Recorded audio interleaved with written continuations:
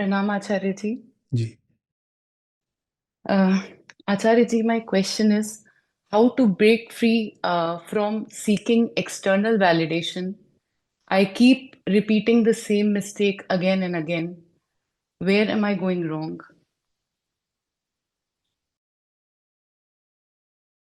You see, we are made in a way that we'll always have a relationship with the external. Hmm? When we say internal, we mean things that we consider as part of the self, all that we call as internal. So the body, mind, thoughts, feelings, these we usually call as internal. And then these objects of senses, the entire big world, these we call as external. We'll always have a relationship with the external. But the relationship can be of two very different kinds. One, when you know yourself and are sure of yourself within. That is one center to operate from. And second is when you do not know of yourself. You have never bothered to be authentic in in your thoughts, beliefs, actions, way of life. Then that is another center one operates from. See, when one operates from a center of inner ignorance, then it becomes very necessary to depend on the outer. And that is one kind of relationship.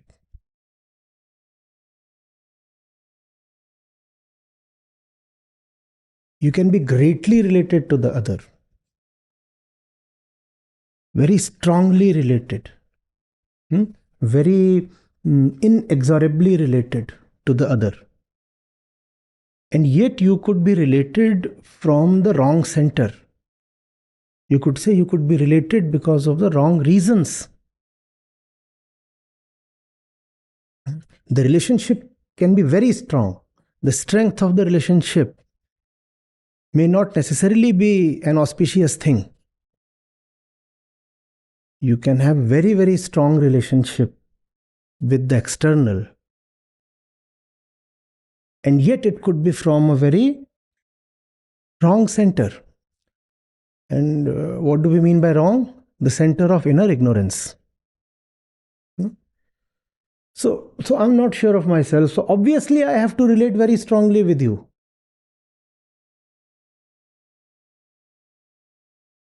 To keep asking for direction, to keep asking for validation and assurance, to keep asking for support. Like a man very firmly grips his crutches.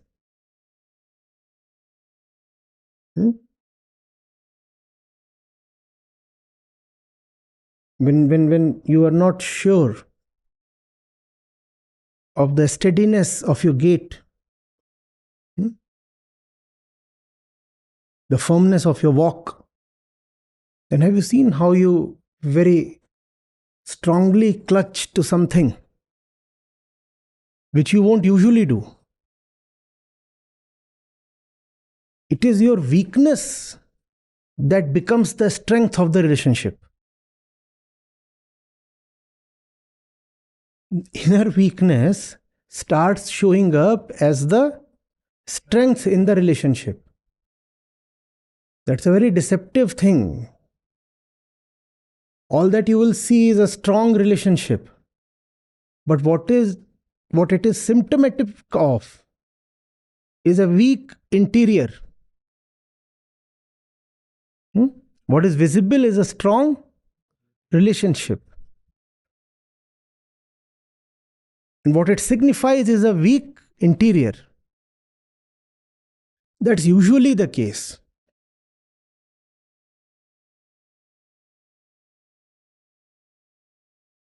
99% of what we call as strong relationships belong to this category. The relationship is strong because the person is weak or the persons are weak. Hence, the relationship is very strong.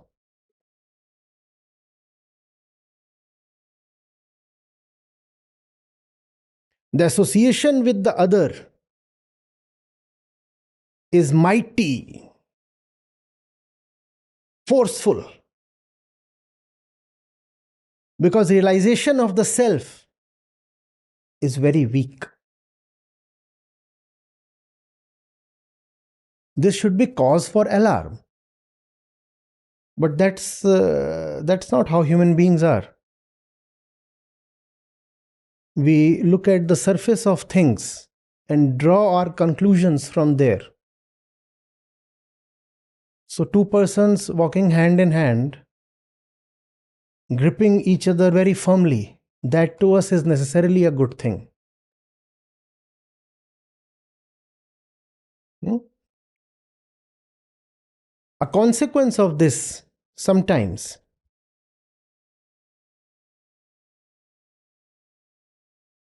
is a period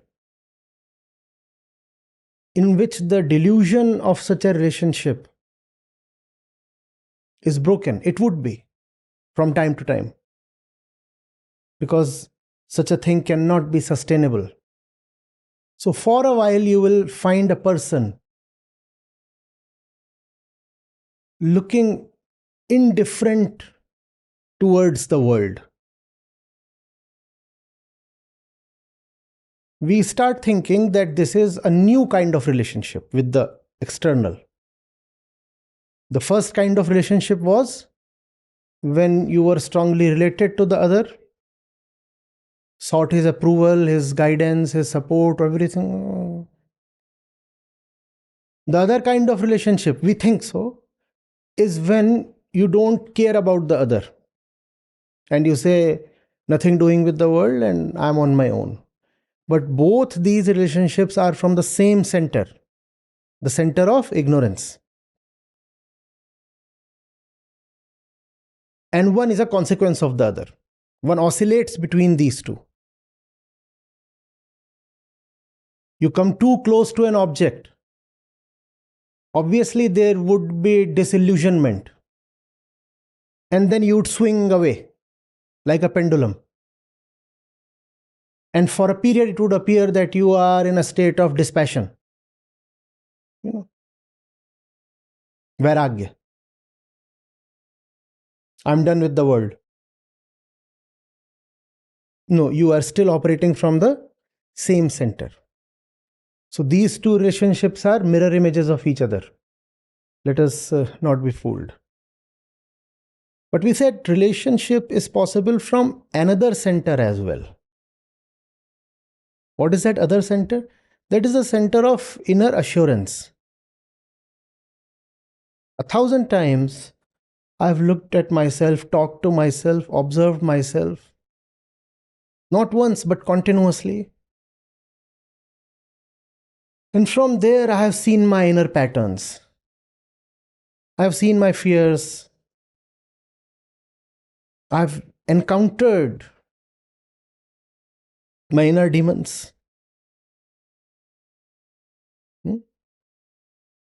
And when I watch these things within myself, I'm able to see the exact same things within others as well.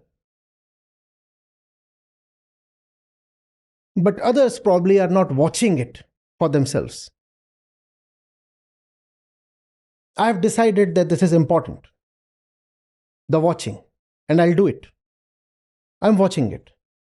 The more I watch, the center of all my weaknesses, the more I gain freedom from these weaknesses. The more I gain freedom from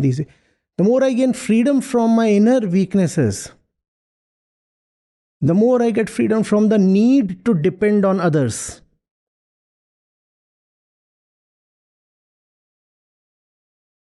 A certain non-weakness arises. I'm deliberately not calling it strength.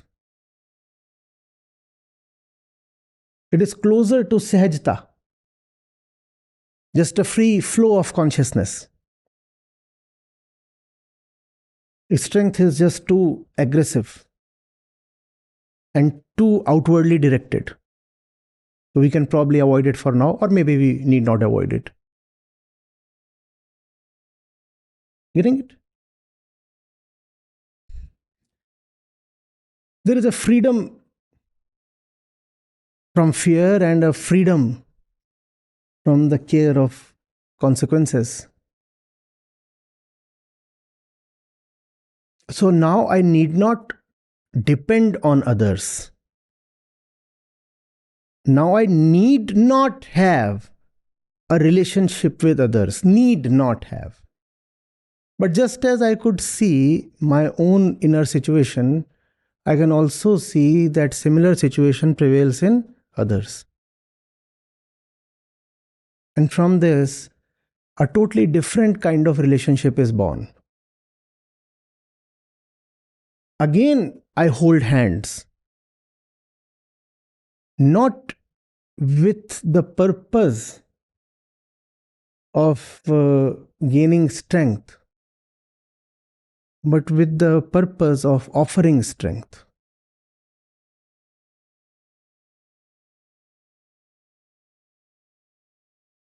From out there, the situation from both the centers might look similar. Two persons stand holding hands, but the inner reality is dimensionally different.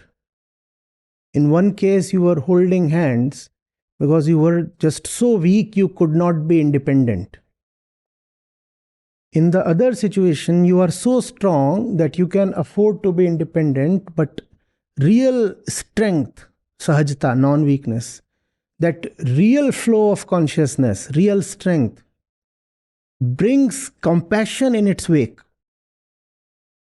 And that's what makes you hold hands. Holding hands in itself does not prove anything. Anything. Espousing a noble cause in life, that too in itself proves nothing. There are just so many people who turn towards charitable activities just so that they avoid looking at the inner vacuum. Hmm? The fellow had a breakup. Next day, he was leading a campaign, say no to plastics. That won't do, sir. That won't do.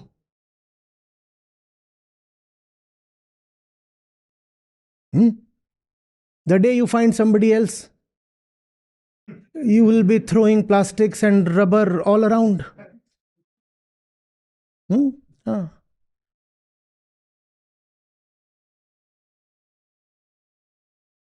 No, not that way.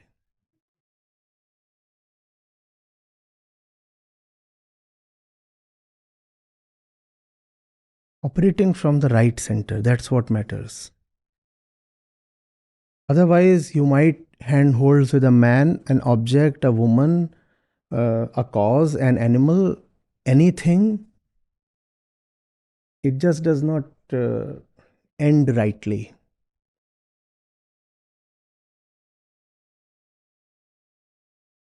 Hmm?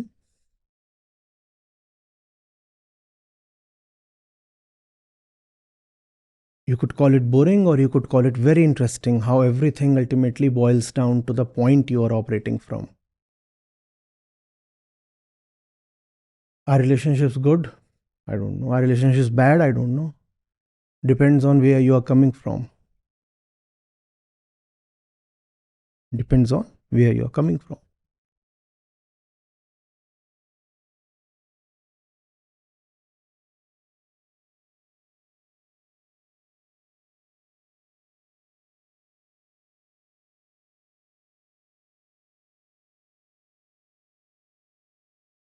The funny part is when you do not know your own limits and weaknesses, when you do not know how to assess your own interiors, which is probably an easier thing to do because you are always available to yourself to observe. How will you ever know who to seek help from? Huh? People ask, how do we know what lies inside that other person? Especially young people. They say, how do we know whether the other is a fraudster or a gangster or what? Hmm? He's knocking at the doors of my life. How do I know what kind of character he is? Sir, how will you know the other person when you have never known yourself? And this is the easier task among the two. What is easier, knowing yourself or knowing that person there in that chair? Huh? So I do not know myself, but I feel very sure that this one is the right one for me. Funny. Hmm? I feel very confident of my decision. This one is the right one for me. I'll seek help from that one. I cannot read anything, my eyes are gone. So I'm scrolling through the ads to determine the right doctor for me, the eye doctor, ophthalmologist. Because I cannot see anything, hence I am reading all the ads, and from this I'll confidently arrive at a decision. This one is the right eye doctor for me.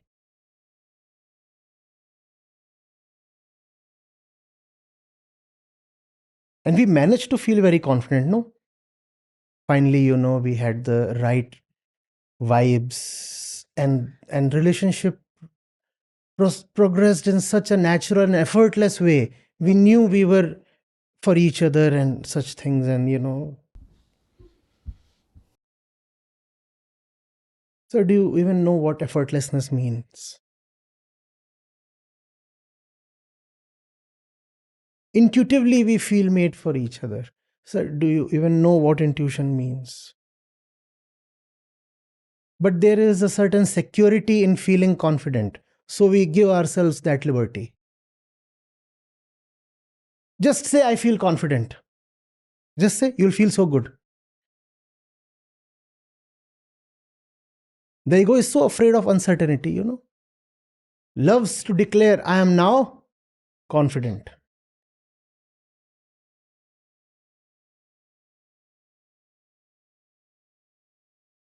So, it's a thing that takes time and dedication. You have to be with yourself with continuously. That's when you start gaining some assurance about yourself. And that's what empowers you to be reasonably assured of the other. Not bothering to go inside. You feel all the more incentivized to just rush outside. And that will lead to all kinds of things in the relationship: fear, dependence, violence, jealousy. I'm gripping something, for dear life. Will I ever let go of this? Is this love? Is this love? No. And if this one wants to go and have a walk, some fresh air, first of all, I'll beg. I'll say I'll at your feet. I'm prepared to give anything that you want. But please don't leave. And if this one still insists on leaving,